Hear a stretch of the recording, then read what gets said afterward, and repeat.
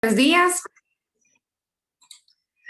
Agradecemos a quienes se unieron para hacer posible este significativo evento a la Red de Universidades Católicas de Colombia RUC, Nodo Antioquia Chocó, conformada por la Universidad Pontificia Bolivariana, la Universidad de San Buenaventura, la Universidad Católica de Oriente, Unilasallista Corporación Universitaria, la Universidad Católica Luis Amigó, la Institución Universitaria Salazar y Herrera, la Fundación Universitaria Católica del Norte, la Universidad Santo Tomás Medellín y la Corporación Universitaria Minuto de Dios Seccional Antioquia Chocó. Buenos días nuevamente. En nombre de la Red de Universidades Católicas de Colombia RUC, les damos una calurosa bienvenida a la misión internacional Humanismo, Innovación, Emprendimiento y Cuarta Revolución Industrial, una apuesta que pretende congregar a los diferentes profesionales en torno al conocimiento de los modelos de innovación, emprendimiento y cuarta revolución industrial y su aplicabilidad a la realidad de las universidades católicas para generar lineamientos que den respuesta a los retos que impone la era actual. Durante la sesión de hoy, titulada ¿Cómo incentivar la investigación desde el trabajo en red? La experiencia de las universidades de Educal, hablaremos sobre esta buena práctica y cómo, a través de ella, se ha logrado potencializar a las universidades católicas y sus procesos de investigación de una forma colaborativa. Tengo el gusto de presentar y dar un especial saludo a nuestros conferencistas el día de hoy.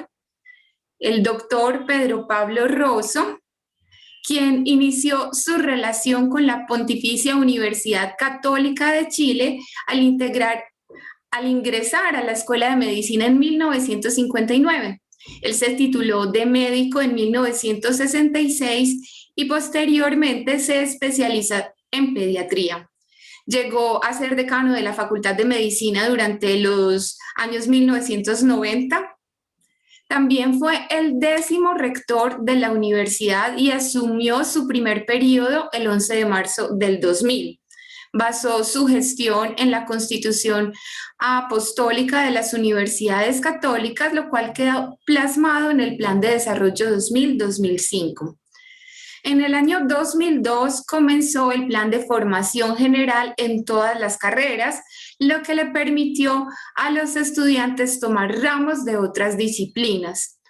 En el año 2004, la Comisión Nacional de Acreditación de Pregrado reconoció a la universidad con la acreditación máxima posible de 7 años, y a finales de ese año el doctor Rosso fue reelegido por un nuevo periodo de 5 años.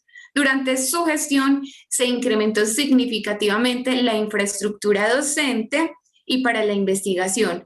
Se impulsó el desarrollo del doctorado y la internacionalización de la universidad. Muchísimas gracias por su presencia. Es un gusto para nosotros tenerlo hoy en esta sesión de la misión internacional. Igualmente nos acompaña el doctor Agustín Salvia. Él es sociólogo egresado de la Universidad Nacional Autónoma de México, con estudios doctorales en Ciencias Sociales por el Centro de Estudios Sociológicos del Colegio de México. Actualmente es investigador principal del Consejo Nacional de Investigaciones Científicas y Técnicas de Argentina, desempeñándose como director del programa Cambio Estructural y Desigualdad Social en el Instituto de Investigaciones Gino Germani de la Universidad de Buenos Aires y como investigador en jefe del Observatorio de la Deuda Social en el Departamento de Investigaciones Institucionales en la Pontificia Universidad Católica Argentina. En la UDUCAL es coordinador de la Red de Observatorios Sociales de América Latina. Su campo de especialización en la problemática son los estudios sobre mercado de trabajo, desigualdad, movilidad social y evaluación de políticas públicas. También agradecemos su presencia. Sin duda alguna, tienen una amplia experiencia en temas de educación superior, en temas de investigación y trabajo en red. en redes internacionales. Invitamos a los participantes a que planteen sus preguntas, vayan planteando sus preguntas a través del chat o a través de la sección de preguntas y respuestas. Si las preguntas están dirigidas a un conferencista en particular, por favor mencionarlo y daremos respuesta a ellas pues al final de sus presentaciones. No siendo más, le damos la palabra al profesor Pedro Pablo Rosso. Muy buenos días a todos, gracias por la invitación y realmente es un gusto poder compartir con ustedes en esta jornada tan importante para la red de universidades católicas. Voy a compartir con ustedes una visión general de lo que está ocurriendo en investigación en América Latina y concretamente en las universidades católicas.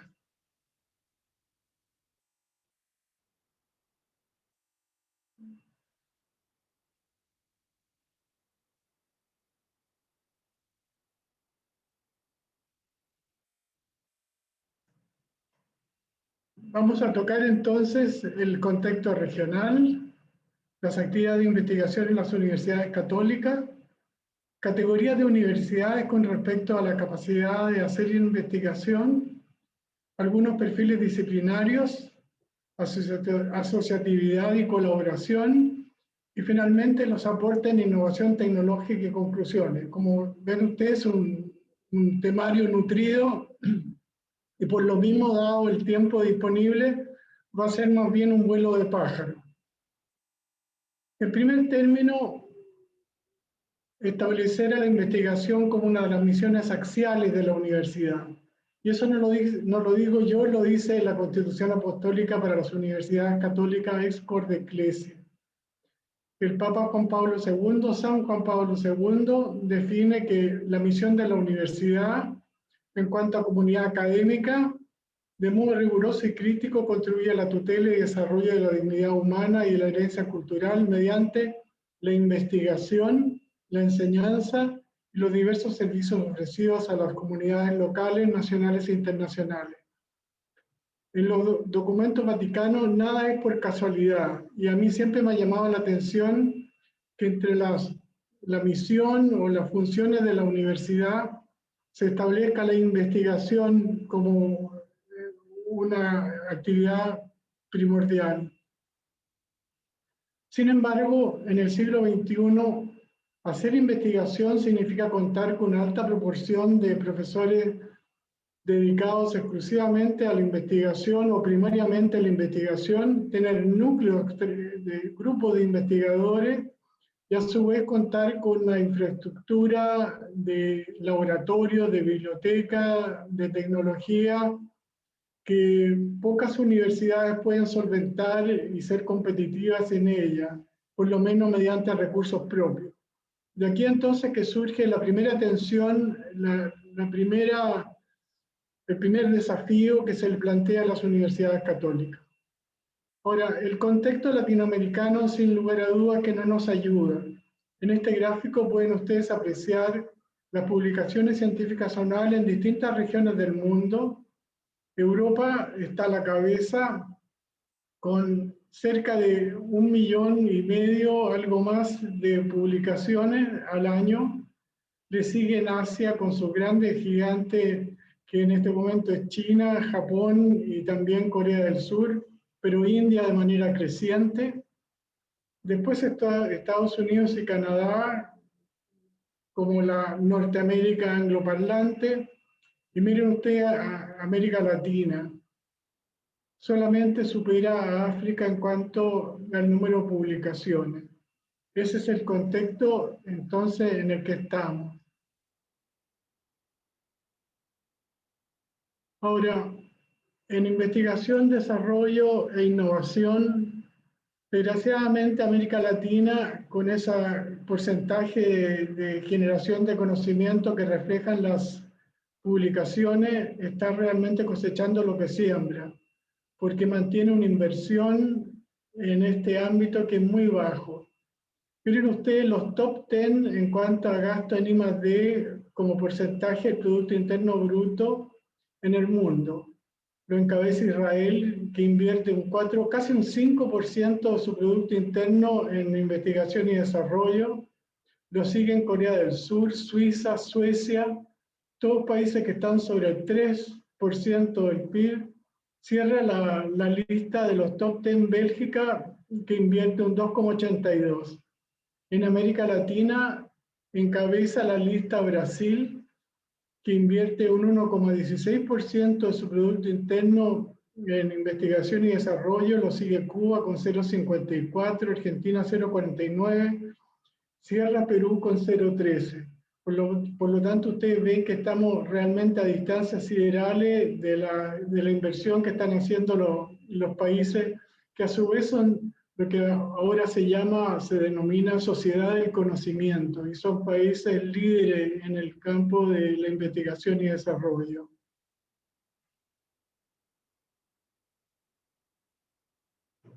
Ahora, dentro de América Latina, en cuanto al número de publicaciones, y uso el número de publicaciones como un indicador de el volumen de la actividad científica, y científica no quiero incluir solamente la ciencia y la tecnología, sino que el conocimiento en general. En cuanto a generación de conocimiento, lo lleva a la delantera Brasil, que publica alrededor de 91.465 artículos en el periodo comprendido en este estudio, que es un quinquenio 2014-2018.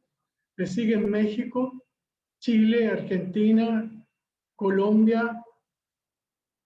Por lo tanto, ustedes ven que, excepto Chile, los países que más publican son también los países más grandes. Sin embargo, si corregimos por millón de habitantes, la figura cambia y ustedes ven cómo encabeza Chile la lista, seguido por Uruguay, Brasil, Argentina y México y Cuba, en cambio, están al final de la lista. Ahora, la investigación y el desarrollo en nuestra región es efectuada mayoritariamente sobre un 90% por las universidades. La industria hace muy poca investigación y no hay, al igual que en algunos países de Europa, grandes instituciones estatales dedicadas a la investigación. En Brasil, el 94% de todas las publicaciones científicas son generadas por universidades. Lo mismo en México y lo mismo en la mayoría de los países de Latinoamérica. Excepción de esto es Chile, donde un 50% de la investigación es producida por las universidades públicas y un 50% por las universidades privadas, y esto porque hay un número significativo de universidades privadas que reciben subsidios estatales, y esto hace de Chile una situación excepcional dentro de América Latina. En Colombia también se da un porcentaje similar, de 50 y 50. En Perú esto se revierte con un 60% de publicaciones generadas por universidades privadas versus un 38-40% de las universidades públicas. Ahora, las universidades que más publican en este quinquenio 2014-2018, estos son datos de Simago Ranking Iberoamericano. Ustedes ven que encabeza la lista Brasil, y de las 10 de las top 10, los brasileños tienen la gran mayoría de las universidades. Son todas universidades estatales o federales, y en esa lista las únicas no brasileñas son la Universidad Nacional Autónoma de México, que ocupa el segundo lugar en cuanto a número de publicaciones, la Universidad de Buenos Aires, que está en el 8º lugar, la Universidad de Chile en el 9º lugar, y afuera de las top 10, en el lugar 11, aparece la primera universidad católica, que es la Pontificia Universidad Católica de Chile. Ahora, las top 10 en Latinoamérica corresponden a la categoría de universidad de investigación. ¿Cuál es el perfil académico de una universidad de investigación? Yo voy a usar una definición del profesor John Taylor, que es la siguiente: es una investigación, es una universidad que está dedicada en forma intensiva a la investigación, tanto pura o básica como investigación aplicada, donde hay una fuerte vinculación entre los programas de enseñanza de pregrado y las actividades de investigación que se realizan en los distintos departamentos, donde hay núcleos de investigadores en un amplio arco disciplinario, dado que tienen un gran número de núcleos de investigación, pueden ofrecer programas de posgrado, específicamente de doctorado, que como bien sabemos es el lugar donde se forman, en los programas de estudio donde se forman los investigadores. Una quinta característica es una alta captación de financiamiento externo, y esto es un elemento clave. Por eso yo les mencionaba antes las dificultades que tienen las universidades católicas, porque en la mayoría de los estados latinoamericanos no reciben financiamiento basal, vale decir, no, si bien pueden competir por proyectos de investigación a fondos nacionales de investigación, sin embargo no reciben apoyo necesario para sostener la infraestructura y pagar las remuneraciones y poder contratar profesores a tiempo completo. Y una última característica es una perspectiva internacional. Hay otra definición de universidad de investigación que es la primera definición de la Carnegie Foundation del año 1994, en que define una universidad de investigación aquella capaz de otorgar 50 o más títulos de doctorado cada año en un arco de por lo menos 15 disciplinas. Yo creo que esta definición tiene muchas virtudes, es más fácil de aplicar, de poder constatar si una universidad cumple con esos criterios o no. Y respecto a América Latina, en un estudio que está publicado el año 2013, yo encontré una correlación entre las universidades que publican alrededor de 800, más de 800 ítems indexados internacionalmente, y a su vez cumplen con las características definidas por la Carnegie Foundation, de tal manera que para fines operativos uno puede considerar con poco riesgo de equivocarse que una universidad que publica a lo menos 800 artículos al año es una universidad de investigación. Tiene esa capacidad de graduar por lo menos 50 doctores al año en un arco de 15 disciplinas. Por lo tanto, en cuanto a la capacidad para investigar, podríamos reconocer tres categorías. La universidad de investigación intensiva, aquella que publica 800 o más ítems al año. Una universidad de investigación mediana, que publica entre 200 y 799. Y una universidad docente que tiene alguna capacidad de investigación que publica menos de 200 ítems al año. Ahora, si aplicamos estos criterios a las universidades católicas de América Latina, ¿con qué nos encontramos? Yo hice un censo y aquellas instituciones de educación superior que usan la denominación universidad y no fundación universitaria o instituto de estudios superiores o simplemente facultad. Las que tienen el título universidad, de acuerdo a mi censo, son alrededor de 142. No tengo seguridad absoluta, pero yo creo que es un número muy cercano a la realidad. Bueno, solamente 3 universidades católicas de América Latina están en la categoría de universidad de investigación intensiva. Después hay 8 que estarían en la categoría de universidad de investigación mediana, vale decir que publican entre 200 y 799 artículos por año. Y el resto, la enorme mayoría, son universidades docentes que tienen algunos grupos, algunos núcleos de investigadores. Y los invito entonces a que demos una mirada más cercana a esta realidad. ¿Cuáles son estas universidades católicas de investigación intensiva? La Universidad Católica de Chile, la Universidad Católica de Río de Janeiro y la Universidad Católica de Río Grande do Sul, de Porto Alegre. Y ustedes ven que son universidades que publican para ese quinquenio más de 800 artículos al año, y entre ellas, sin lugar a duda, aparece muy destacada la Pontificia Universidad Católica de Chile. ¿Cuáles son las universidades católicas de investigación media? Aquí aparecen dos universidades colombianas, la Pontificia Universidad Javeriana y la Universidad Pontificia Bolivariana.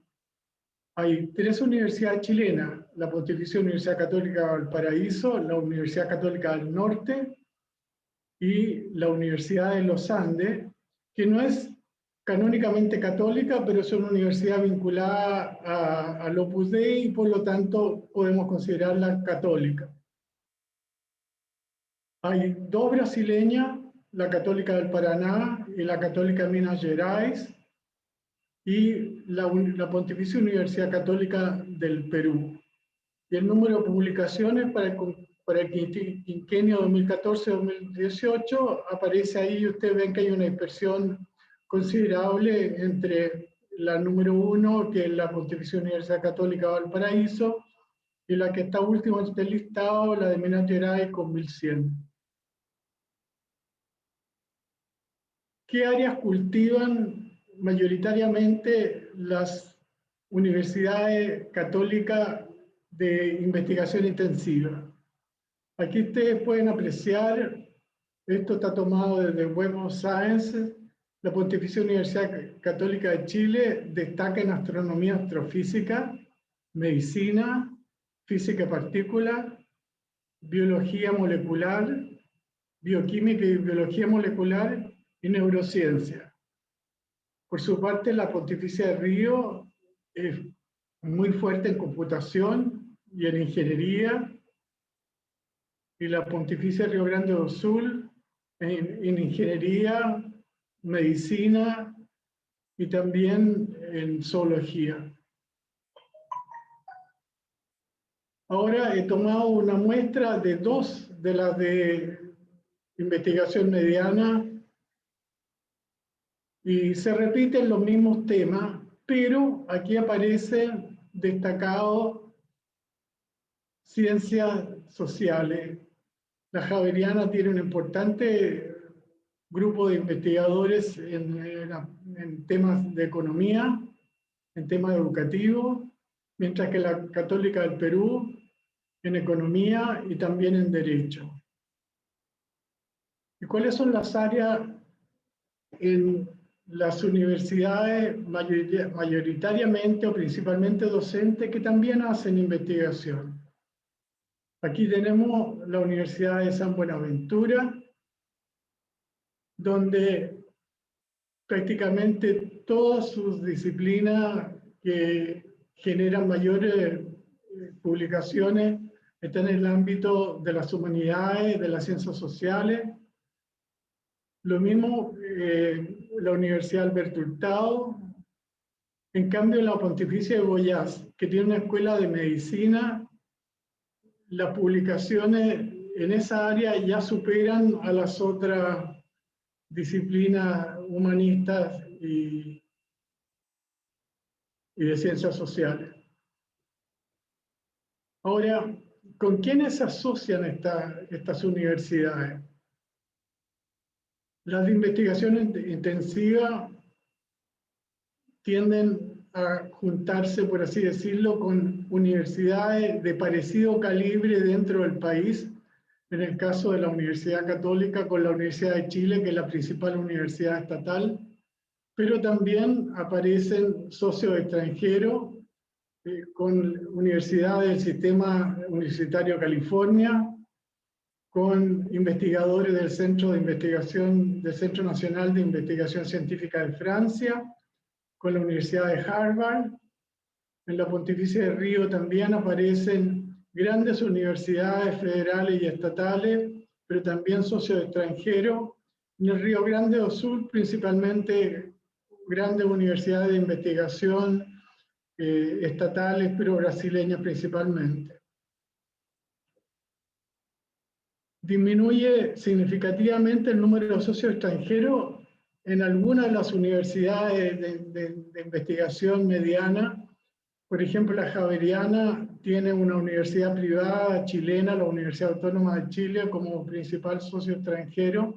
El resto de sus socios, por así decirlo, son universidades estatales o privadas, en el caso de la Universidad de los Andes de Colombia. En cambio, la Pontificia de Perú está más internacionalizada. En cambio, en las universidades de docencia con componente de investigación, ustedes ven que la mayoría de las universidades con las cuales se asocian son del mismo país. Hay menos internacionalización en la investigación. Ahora, ¿qué red, qué asociación en cuanto a las actividades de investigación tienen las universidades católicas? Y curiosamente, a través de Educar se están formando algunas redes de investigación. Pero descubrí que a pesar de que no hay una red formal, se están formando reticulados, por así decirlo. Y aquí pueden ustedes apreciar, estos son datos obtenidos en Web of Science, como las universidades católicas de Chile, que han estado asociadas en el capítulo chileno a universidades católicas por más de 20 años. Por lo tanto, han ido cultivando la amistad, han tenido numerosos encuentros de los vicerrectores académicos, de los vicerrectores de investigación, y por lo tanto se han ido conociendo. Vean ustedes la cantidad de coautoría que eso genera, lo vinculadas que están. Obviamente, como por así decirlo, nodos de esta red, aparece la Pontificia de Chile y la Pontificia de Valparaíso, pero las universidades católicas más jóvenes están fuertemente vinculadas entre sí. Prácticamente todos colaboran con todos. Traté de hacer el mismo ejercicio para las universidades católicas colombianas y esto es lo que encontré. Hay bastante colaboración, pero apenas yo diría incipiente comparado con Chile. La red de universidades católicas colombianas es mucho más joven, yo creo que tienen mucho por delante en cuanto a cooperación, a creación de redes, a vinculaciones en asociaciones virtuosas, y por lo tanto yo les recomiendo seguir ese camino, que es muy fructífero y además es parte de la comunidad de espíritu que alienta nuestras asociaciones. Entremos ahora en cuanto a innovación. ¿Cuánto innovan las universidades latinoamericanas? Y les voy a decir que la región, no tengo el dato preciso, por eso no lo muestro, pero es una región que así como publica poco, patenta poco. Vean ustedes en 5 años el número de patentes de las universidades, de las grandes universidades de investigación, y hay una dispersión bastante grande de valores. En general, las más grandes, las que publican más, son también las que patentan más. Y eso está aquí claramente demostrado en las cifras de la Universidad de Sao Paulo, que es la que, junto con la Estatal de Campinas, las que logran más patentes. También la de Minas Gerais. La Universidad de Chile proporcionalmente menos, y la Universidad de Buenos Aires menos todavía. Y en cuanto a las universidades católicas, la que más patentes tiene en ese quinquenio es la Pontificia de Chile, con 104 patentes. Le sigue la Católica del Perú con 35, la Universidad de los Andes con 15, la Javeriana con 10, pero ustedes ven que claramente estamos al debe. Tenemos menos patente que lo que el número de publicaciones deberíamos lograr con el número de publicaciones. Por lo tanto, aquí hay una tarea pendiente para todas las católicas de América Latina. Y finalmente termino con estas conclusiones, se me termina el tiempo. Algo que ya todos sabíamos, que América Latina invierte muy poco en investigación y desarrollo. Sin embargo, el 90% de las actividades radica en las universidades, cosa que en general nuestras dirigentes sociales y políticos no tienen claro. El Estado concentra sus recursos en las universidades públicas. Hay muy pocas universidades católicas de investigación intensiva porque hay un tema de recursos que ya he mencionado. Y en ese contexto, a modo de más que conclusión de recomendación, las universidades católicas deberían priorizar la investigación en ciencias sociales y humanidades, que tienen comparativamente un costo mucho menor que las ciencias naturales y la tecnología, e incrementar la asociatividad y redes de investigación. Muchas gracias y estoy abierto a recibir las preguntas que ustedes tengan. Gracias. Muchas gracias, doctor Pedro Pablo Rosso. Recordemos que él fue rector de la Universidad Católica, la Pontificia Universidad Católica de Chile, que hoy en día es la universidad de América Latina que más publicaciones científicas y patentes tiene. Entonces tiene una experiencia muy amplia en fomentar la investigación en las instituciones de educación superior. Muchas gracias por su presentación. Parece que nuestro segundo conferencista, Agustín Salvia, ha tenido dificultades para conectarse a tiempo. Mientras se conecta, lo que podemos hacer es tener una conversación mucho más cercana entre nosotros, los que estamos aquí. Seguramente muchos de los participantes son responsables y líderes de procesos de investigación en las respectivas universidades y tendrán muchas preguntas sobre cómo fomentar las redes de investigación, cómo superar estas dificultades y estas limitaciones que tenemos en Colombia también para ser más investigadoras las universidades. Si alguien quiere prender su cámara, levantar la mano, siéntase libre de hacerlo.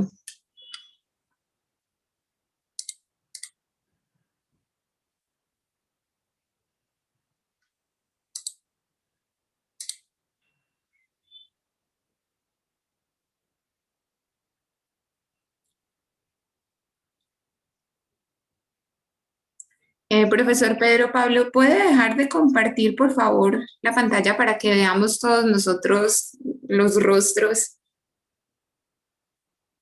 Muchas gracias. Bueno, ¿quién de los participantes quiere formular una pregunta? ¿Quiere comenzar? Yo plantearía entonces la siguiente.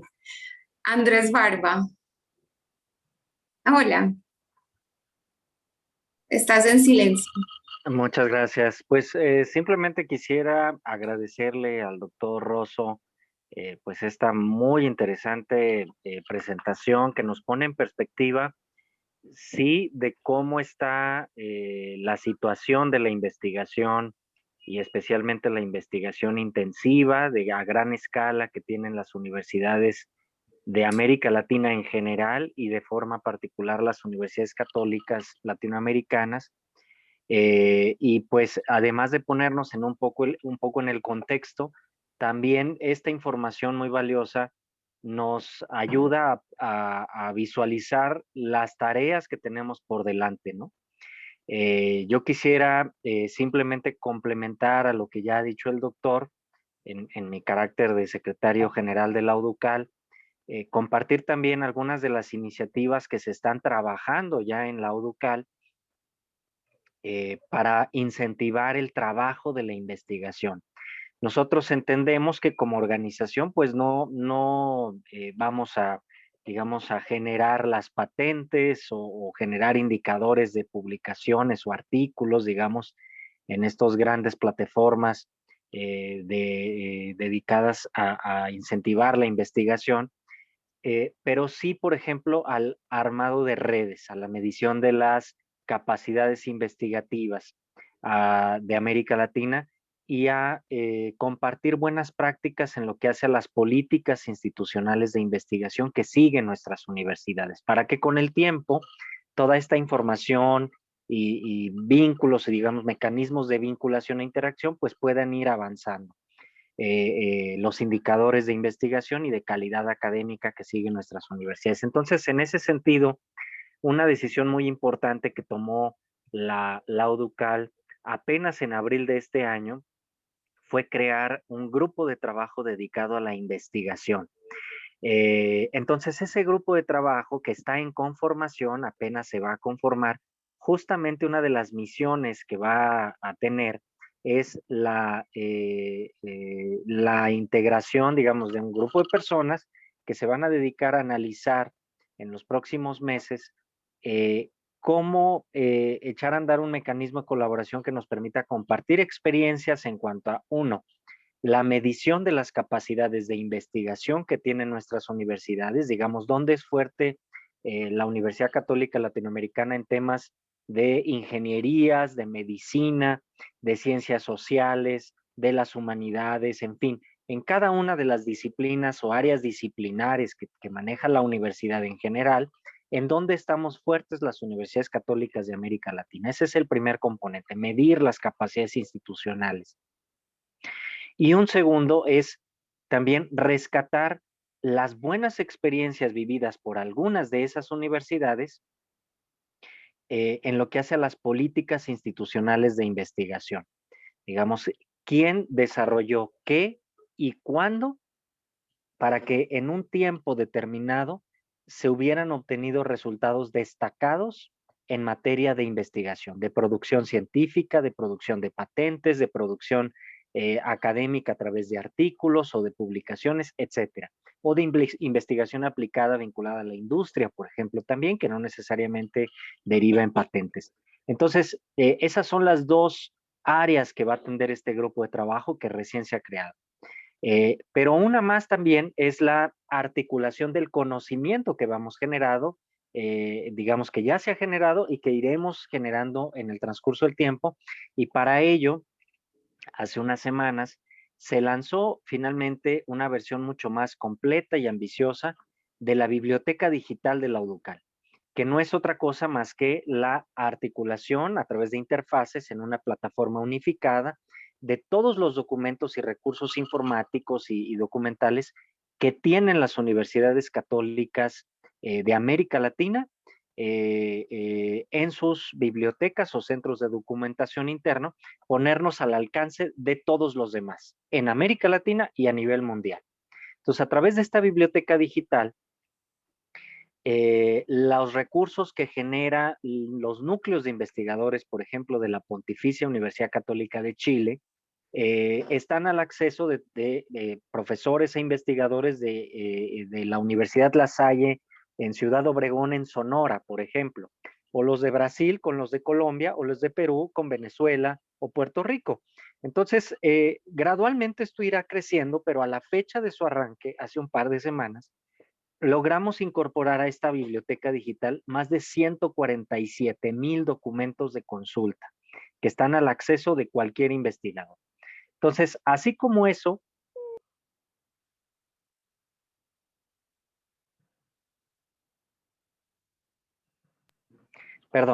así como eso, hay otras estrategias para ir ayudándole a la Universidad Católica Latinoamericana a fortalecer sus propias estrategias de investigación y que nos permitan justamente ir articulando a los que hacen la investigación, a los académicos, no solamente en las redes que ya tenemos creadas en la UDUCAL de responsabilidad social universitaria, de internacionalización, de pensamiento social cristiano, etcétera, sino también en otras redes ajenas al orbe católico y ajenas también a la UDUCAL y más allá de América Latina, para que nuestros investigadores sigan desarrollando sus habilidades y generando más producción científica desde nuestra perspectiva como Universidad Católica Latinoamericana, ¿no? Eso es lo que yo quería compartir.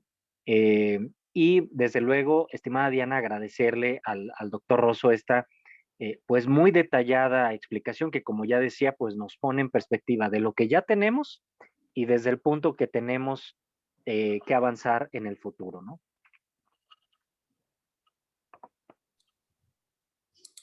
Muchas gracias a usted, profesor Andrés Barba, secretario general de la ODUCAL. Ahora sí tenemos en el chat, tenemos una pregunta para Pedro Pablo, supongo. ¿Conoce algunos ejemplos de patente en investigación en artes?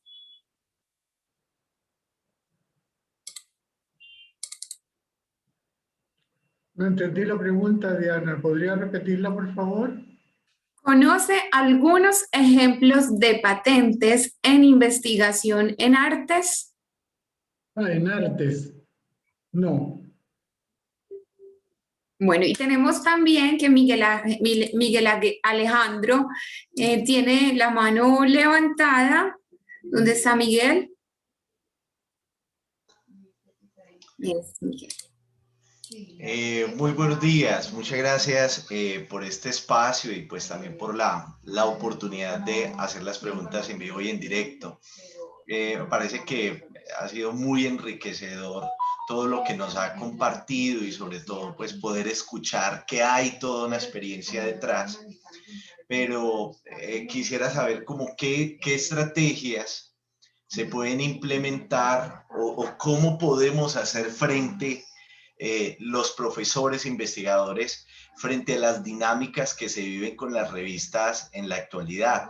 En la universidad, por lo menos yo como coordinador de investigación de la Facultad de Educación de Uniminuto Bello, veo a todos mis docentes generando conocimiento, generando nuevos proyectos, produciendo textos, postulándolo a muchas revistas, pero nos encontramos con una realidad de revistas que se toman hasta un año, más de un año para responder, y encontramos también la dificultad de que frente a otras facultades como de áreas como administrativas, financieras, hay más revistas Scopus, por lo menos en educación, y uno dice, bueno, si yo tengo un investigador, envío mi artículo, pero tengo que esperar un año o más de un año y muchas veces para recibir una respuesta negativa.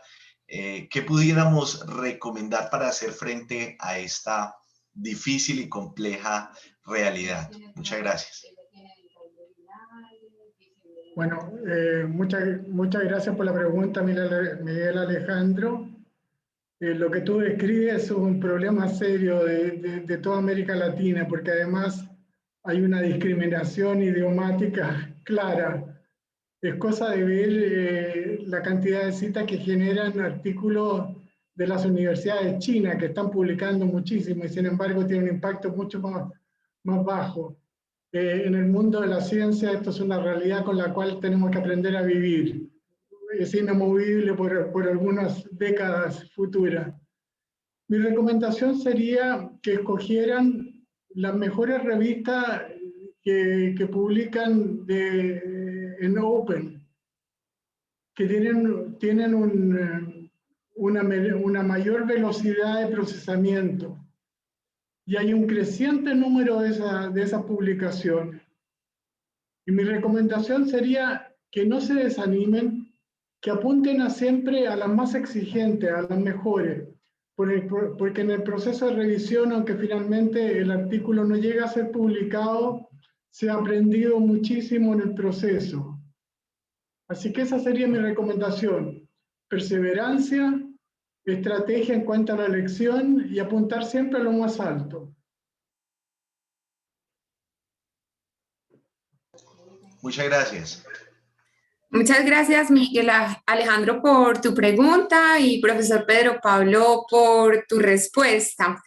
Hay un tema de patentes. En tema de patentes, las universidades también tienen la preocupación de que vamos a mantener una patente, necesitamos saber qué vamos a hacer con esa patente. Entonces, ¿qué sugerencias, qué orientaciones podrías darles a las universidades que están en esa búsqueda de sacar patentes, pero también en esa lucha de darle una utilidad a las mismas? Yo creo, dado el volumen de publicaciones que tienen la mayoría de las universidades que están representadas en esta conversación, y sería un lindo proyecto para la Red de Universidades Católicas Colombiana que organizaran una oficina de transferencia de propiedad intelectual común, a la cual contribuyen todas las que están interesadas en el tema. Porque se necesita gente con conocimientos del tema, con respaldo jurídico. Patentar cuesta dinero y además, y esto es muy importante, implica también cambiar la cultura académica. Nuestros investigadores básicos, algunos de ellos todavía arrugan la nariz cuando se les habla de patentes, porque están pensando en la investigación por la investigación pura, no necesariamente en la aplicación que tengan. Pero hay un dato que es dramático. Ayer justamente en una reunión de investigación sobre la realidad de mi país, alguien mencionaba que un 80% de los trabajos de investigación publicados en Chile, perdón,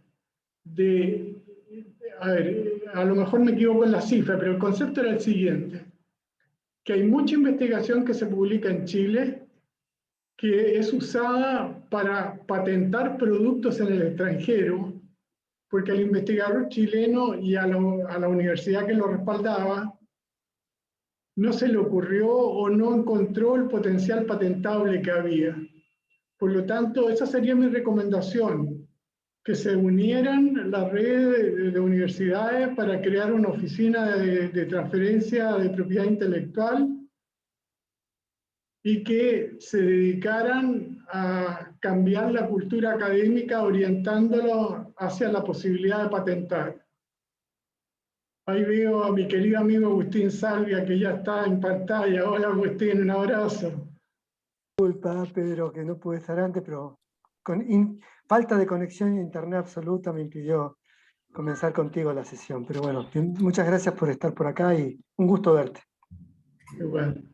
Profesor Agustín, bienvenido. Es para nosotros un gusto tenerlos en nuestra sesión. Lo esperamos con mucha tranquilidad. Tuvimos, mientras tanto, una conversación muy amena con Pedro Pablo Rossi y también con Andrés Barba. Recordemos entonces que el doctor Agustín Salvia es actualmente el coordinador de la Red de Observatorios Sociales de América Latina y también es investigador principal del Consejo Nacional de Investigaciones Científicas y Técnicas en Argentina. Antes de darle la palabra, yo quisiera responderle la pregunta a David Hernández sobre las patentes en investigación en artes, y es que hay un ejemplo y es de una universidad pública de Antioquia, una patente de un profesor de artes que desarrolló una flauta de émbolo y campana, que es un instrumento de viento que suena a través de la interacción con el agua y que sus sonidos imitan animales. Entonces sí hay patentes en el área de artes, no muchas, pero vale la pena que indagues por ellas. Y ahora sí, le damos la palabra al doctor Agustín Salvia. Muchísimas gracias, Diana. Mil disculpas a todos por este retraso, un colapso. No tenía datos posibles para usar, se colapsó el internet en la zona, así que me tuve que mudar y logré acá, en este otro espacio, conseguir una comunicación por internet, así que disculpen el retraso. Bien, a ver, Yo lo que propuse transmitir era cómo cómo presentábamos la experiencia de un observatorio de investigación en ciencias sociales en el campo de universidades católicas y cómo se funciona en red y el valor de funcionar en red para llevar adelante misiones y funciones fundamentales, tanto para la Iglesia como para la sociedad. Y en principio, ¿qué es el Observatorio de la Deuda Social como una red de observatorios en América Latina? Es un centro, o son centros de investigación, de extensión y de formación de recursos humanos que tienen la tarea de hacer visible el déficit en materia de desarrollo humano y de integración social que tienen nuestros pueblos, tanto para entender las causas como las consecuencias, como que a partir de ahí poder hacer visible y exponer las deudas sociales, las privaciones indebidas e injustas que atraviesan a nuestra sociedad. Se trata entonces de un centro de investigación y de extensión, en tanto hacer visible significa transferir esos conocimientos al mundo social, al mundo eclesiástico, al mundo político, al mundo económico, con el fin o con el afán de que los actores sociales, los actores políticos pongan en discusión, pongan en debate esas deudas y les busquen o promuevan una solución en un contexto democrático. Entonces es una institución que construye puentes a través del conocimiento. Es decir, y armar una red de instituciones que construyen puentes a través del conocimiento significa potenciar su capacidad, ya sea porque se aprende una de otras, como por el hecho de que juntos la sinergia produce una mayor influencia en el campo del debate público, del debate político, del debate social. Con ese afán, el principio de este proyecto nace en la crisis, o previo a la crisis del año 2001 en Argentina, cuando Monseñor Bergoglio, hoy Papa Francisco, era cardenal de la arzobispo de la ciudad de Buenos Aires y primer canciller de la Universidad Católica Santa María de los Buenos Aires en Argentina, en Buenos Aires. Y que con ese afán surge la idea de poner en valor la investigación sobre las deudas sociales, desde un enfoque como la Escuela de Ecclesia nos propone, interdisciplinario, pero al mismo tiempo comprometido con su tiempo. Claramente comprometido con su tiempo y por lo tanto dando voz a los que no tienen voz, haciendo visible lo que es invisible, poniendo el campo científico y técnico al servicio de la verdad y no al servicio de la manipulación de ideas, de orientaciones sociales, políticas o de informaciones falseadas.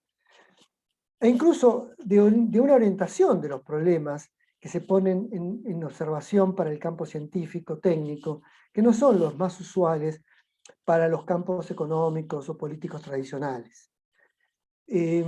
Importaba menos cuánto es el nivel de consumo y mucho más cuánto ese consumo favorecía o no, hacía posible o no, o hace posible o no una buena nutrición, un buen vivir, mejora las capacidades humanas y el desarrollo humano de nuestra infancia, o promueve el vínculo social, la integración social en nuestras comunidades.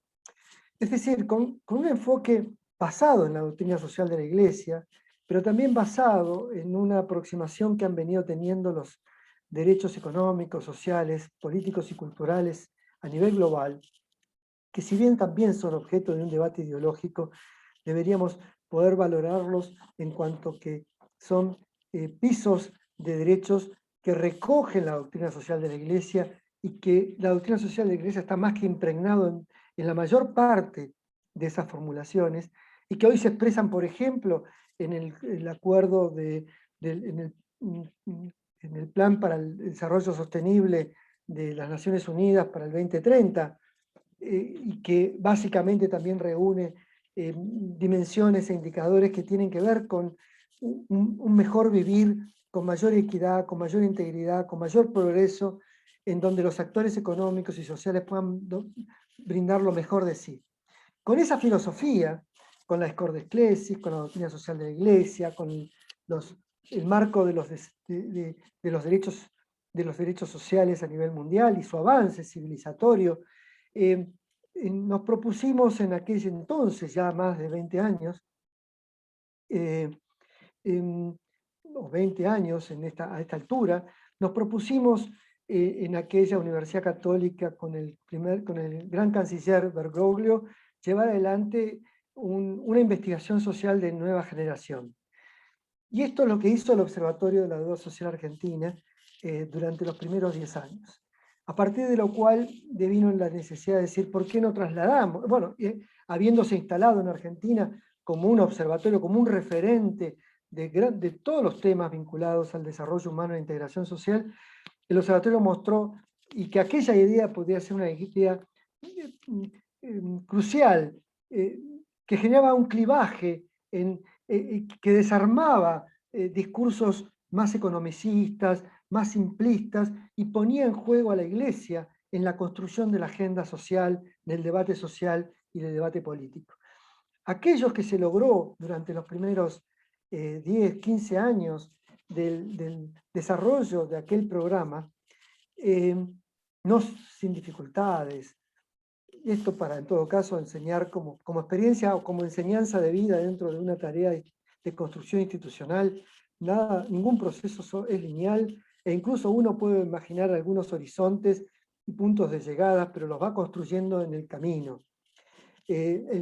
La dinámica fue mucho más conflictiva, caótica, producto de los escenarios internacionales, de los cambios en el escenario político nacional.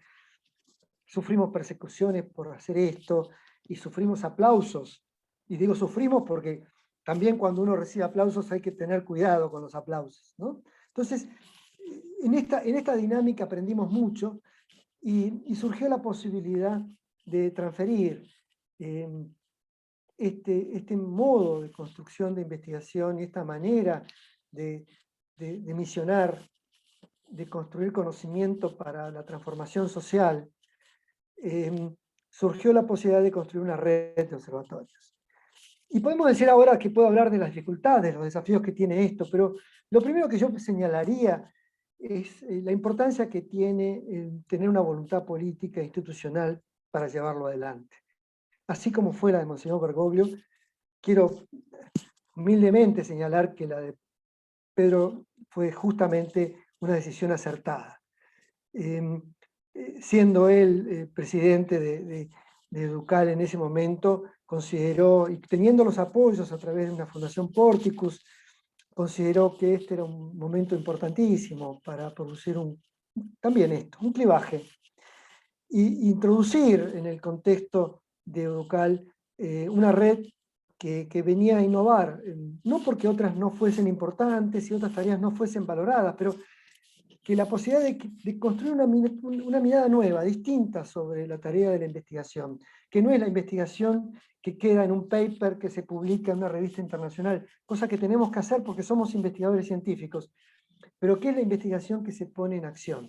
Tampoco es la investigación que se transfiere en una técnica y que va a un programa para que un comedor mejore su plan alimentario. No, es valorable que eso se haga y es muy importante que eso siga ocurriendo, pero la nuestra es una investigación que pone en agenda de temas, pone temas en debate público, y que la voz de la Iglesia muchas veces se silencia en esos espacios. Los prejuicios, posiciones anticlericales, convocan a pensar que la Iglesia va a ser conservadora y tradicionalista y que eventualmente no tiene nada que aportarle al conocimiento social de nueva generación. Nosotros mostramos que sí, tenemos mucho que aportar. Con los mejores instrumentos internacionales, con los mejores indicadores, con encuestas propias, con trabajos cualitativos, con entrevistas en profundidad, haciendo trabajo científico serio, riguroso, robusto, podemos llegar a conocimiento sostenible que difícilmente puede ser contrastado por cualquier relato, discurso ideológico anticlerical. Tener mirada de que esto era factible, yo creo que es un valor para Pedro, también para Monseñor Bergoglio, Y el hecho de que hayamos encontrado los actores y los investigadores dispuestos a potenciar esa labor, tanto en Argentina como hoy en 7 universidades de América Latina, universidades católicas de América Latina, muestra que tenemos un potencial enorme. Tenemos un potencial enorme para que la investigación en ciencias sociales en el campo de las universidades católicas se constituyan no en una especie de cola de un león que avanza en el campo científico-tecnológico a nivel mundial, sino en el campo de aspectos de conocimientos especializados, en los cuales muchas veces queremos llegar y no llegamos, sino ser cabeza de león en un contexto en donde se nos pide un nuevo pacto global, una transformación integral, tanto del mundo de nuestra casa común como del mundo social.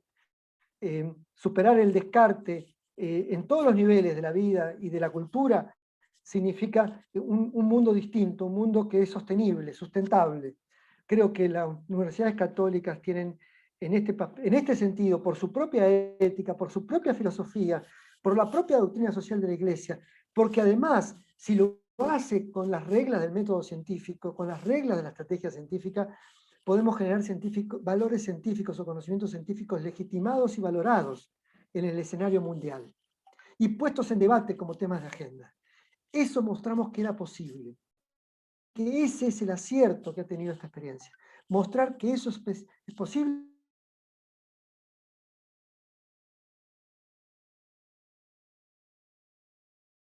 En las católicas no hay líneas de especialización donde hay aportes y contribuciones científicas especiales. Lo tiene en el campo del sueño o de la bioética, y otros lo tendrán en el marco de la medicina, y otros lo tendrán en el marco de la ingeniería, y esto no quiere decir que eso no esté ocurriendo. Pero cuando miramos la perspectiva de la interdisciplinaridad a la cual nos convoca la Escuela de Schleswig, a cuando miramos a los desafíos que nos propone el Papa Francisco frente al papel que tenemos los investigadores, los profesionales en el mundo global, en el mundo contemporáneo hoy, es justamente cómo construimos conocimiento compartido para que justamente podamos proyectarlo hacia la solución de los problemas estratégicos que tiene nuestra sociedad. Es decir, a la construcción de agenda, no solamente a la construcción de soluciones técnicas, a la construcción de agendas y de políticas para esas agendas. Es ahí donde estamos mostrando nuestra potencialidad. En ese mismo contexto, la última experiencia que hemos tenido como red de observatorios de la deuda social pertenecientes a Ducal, es que se nos ha convocado justamente para contribuir al CELAM, al Consejo Episcopal Latinoamericano, a poder contribuir activamente en los estudios, los informes, las evaluaciones, los diagnósticos que surgen del campo político, económico, ambiental, social. Y bueno, ya hemos elaborado un primer informe para este periodo, y bueno, la posibilidad de asistir, formar, promover, no solamente a nuestros obispos, a nuestros curas, sino al pueblo de Dios alrededor de estas informaciones. Se está pensando en transformar esta información que hemos generado en material pedagógico para que llegue a los sectores o a los segmentos más humildes, en un código y en un lenguaje accesible. Se ha traducido nuestros informes en 4 o 5 idiomas, con el fin de darle difusión a cuál es nuestra realidad latinoamericana, no porque creemos que estemos en la verdad, sino porque las investigaciones que hemos podido realizar muestran aspectos que no muestran otras investigaciones o otras líneas de especialización en el campo de las ciencias sociales. Bueno, el CELAM nos ha convocado a contribuir activamente, tanto a Ducal como a nosotros, y en ese contexto tengo el honor de estar asesorando. Me dicen que coordinando, para mí asesorando es una tarea transitoria, a un observatorio socioantropológico pastoral que va a tener el CELAM, justamente para multiplicar esto, no solo entre nuestras 7 universidades que forman parte de la red de observatorios, sino multiplicar para el conjunto de las universidades católicas y de América Latina, y eventualmente aquellas que quieran contribuir con el bien común a poder participar de una gran red de construcción de investigaciones que construyan temas de agenda y que transfieran esos temas de agenda, mientras al mismo tiempo formamos recursos humanos. Y también formar recursos humanos es formar no solo investigadores, potenciales investigadores futuros, sino también líderes sociales futuros, capaces de llevar adelante una agenda de cambio, de transformación, de equidad, de justicia, de buen vivir y de defensa y protección de la casa común. A ver, tengo mucho más que contarles, pero tenemos nuestra página dentro de UCAL, la red OTSAL, ahí ustedes van a poder encontrar toda la información disponible. Si buscan por el lado de la producción del Observatorio de la Deuda Social Argentina, también OTSA son sus siglas, OTSA, UCA o UCA-OTSA, van a encontrar también en la red. Yo un placer de compartir con ustedes esta experiencia, de tratar de motivarlos a que eventualmente nuestros espacios académicos se nutran de este entusiasmo que significa cómo producimos conocimiento para el bien común. Y que esto es una tarea fundamental del conocimiento. Es decir, la tarea de construcción de conocimiento no es por sí, no es para satisfacer nuestro ego científico o cognitivo o heurístico. Es cómo hacemos que ese conocimiento se transforme en acción, en comprensión y a partir de la comprensión en acción. Y creo que esa es nuestra misión. Y espero haber contribuido a que podamos fomentar ese espíritu entre nuestro mundo profesional, universitario, académico. Muchas gracias. Muchas gracias a usted, profesor Silva. De su intervención nos queda claro que como universidades católicas tenemos una gran responsabilidad y un rol importante en desarrollar investigación que no solamente genere avances para la técnica, sino que marquen los rumbos y las agendas y la construcción de políticas que se enmarquen dentro del escenario mundial y que respondan a todas esas demandas que tiene el mundo actual frente al conocimiento y que lo podemos hacer como universidades católicas a partir de procesos rigurosos, metódicos de investigación. Uno de los elementos que usted mencionó es el trabajo interdisciplinario. Sabemos que el trabajo interdisciplinario a veces representa un reto para los investigadores. ¿Cómo podríamos reducir las barreras frente al trabajo interdisciplinario? Y hay otra pregunta también. Esta pregunta que acabo de hacer la puede responder cualquiera de nuestros dos invitados, el profesor Pedro Pablo o el profesor Agustín. Y hay otra pregunta también, primero con la del trabajo interdisciplinario y después con el tema de la financiación para la investigación. Está claro que una de las limitaciones para la investigación en América Latina es la dificultad de acceder a recursos financieros. Es cómo el trabajo en redes de investigación internacionales facilita el acceso a recursos y si nos podrían mencionar algunas fuentes de financiación puntuales. Muchas gracias.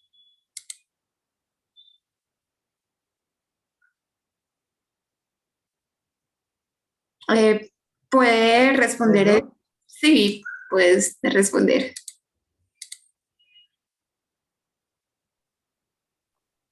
Bueno, respondo yo, no sé si está Pedro en línea. A ver, en principio, una de las barreras que tiene el campo de la producción de conocimiento interdisciplinario es que nuestros investigadores disciplinarios, porque así han sido formados, pretendan tener la verdad de sus recortes profesional.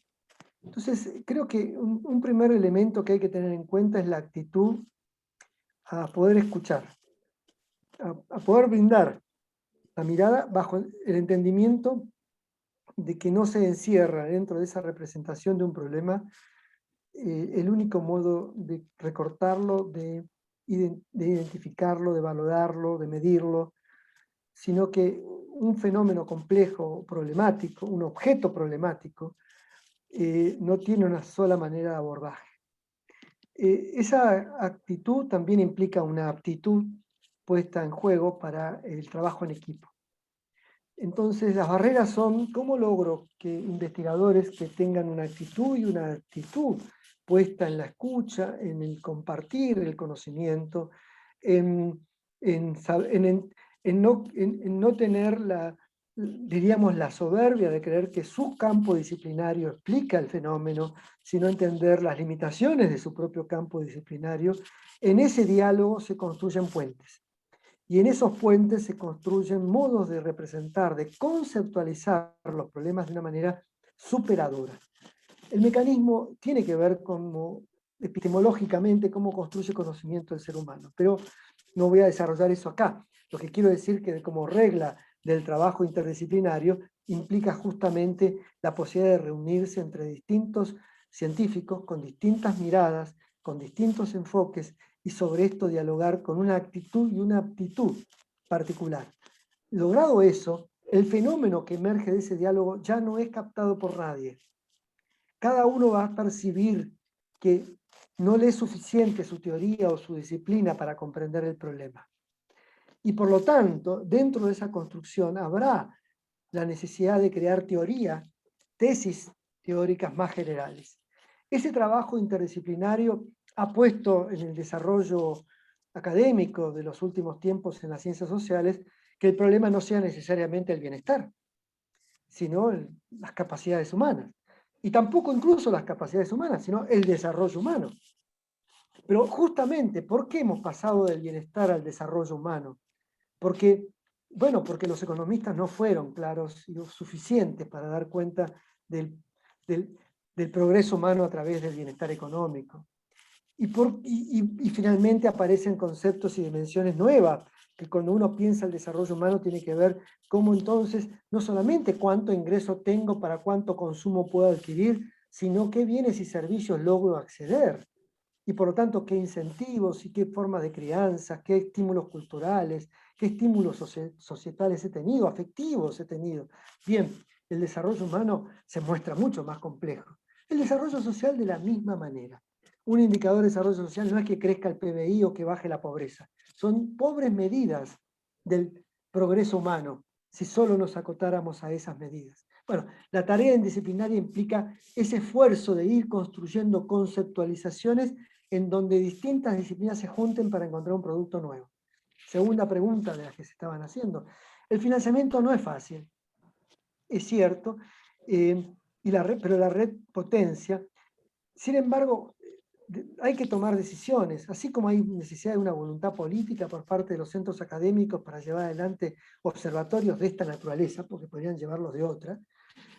También se requiere una voluntad político-institucional para decir voy a buscar recursos en función de esto. Y esto me es prioritario. Entonces, una universidad que se ponga en prioridad esto, tiene posibilidades de encontrar receptores, muchos receptores, sí, muchos. De hecho, en la Argentina, el financiamiento que tiene la encuesta de la deuda social es completamente privado. Fundaciones, bancos, apoyan la labor que se desarrolla por su innovación, por su capacidad de proponer temas, y encuentran con esto posibilidades seguramente de descontar cargas impositivas, y la fundación la red de observatorios ha encontrado el financiamiento a nivel regional en una fundación llamada Porticus, pero también ha encontrado eventualmente apoyos en Naciones Unidas, y también lo ha encontrado en la propia CEPAL. Entonces, a ver, el tema es darle entidad y ir construyendo una entidad, y a partir de esa entidad mostrar, no la vocación de hacer algo, sino la capacidad de poner en agenda temas sociales. Vendrán corporaciones, bancos, productores industriales, comerciales, organismos internacionales, eclesiásticos y no eclesiásticos, seguramente los vamos a ir incorporando para apoyar labores de estas. Puede ser que los fondos no sean extraordinarios y algunos sean más y otros menos, bien, pero creo que es parte de la tarea el saber que con una labor de intervención y mostrando las virtudes de esa intervención, también movilizamos sensibilidades en el campo del financiamiento, ya sean privados o públicos, o ya sea de organismos internacionales, alguien empieza a mirar y decir, ah, existe esto. Y si uno tiene una decisión política institucional de ir a conversar para solicitar el apoyo, muchas veces surge eso y no resulta tan imposible, pero requiere de una actitud político-institucional, digo, de decir, este es un programa prioritario y esto requiere de apoyo económico, financiero, y por lo tanto busco a los socios más adecuados para llevarlo adelante, al mismo tiempo que voy mostrando resultados. Es decir, no prometo resultados, voy mostrando resultados. Muchísimas gracias. Dentro de nuestra programación del día de hoy, dentro de la misión internacional, a las 11:30 hay un recorrido por Buenos Aires. Tenemos espacio para una pregunta más de los asistentes. Quien quiera plantear o hacer alguna reflexión final antes de que cerremos esta sesión.